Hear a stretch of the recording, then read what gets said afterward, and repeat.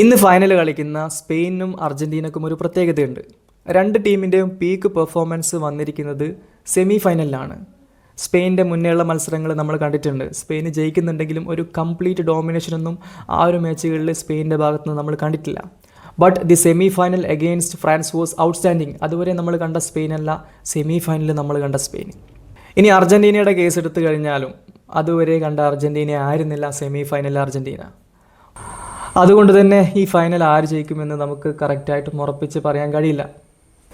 The possession game masters versus the compact kings. Overall as a team Spain is slightly better than Argentina.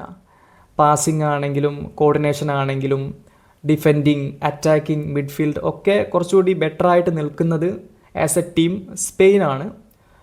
അതിനർത്ഥം Argentina മോശമെന്നല്ല. അവിടെ ഗോളടിക്കാനും ഗോളടിപ്പിക്കാനും ഈ സ്പെയിനിലില്ലാത്തൊരു മുതൽ അവിടെ ഉണ്ട്. ആ പ്ലെയർ എങ്ങനെ പെർഫോം ചെയ്യുമെന്ന് നമ്മൾ കണ്ടറിയണം. So we are expecting a good match between Spain and Argentina.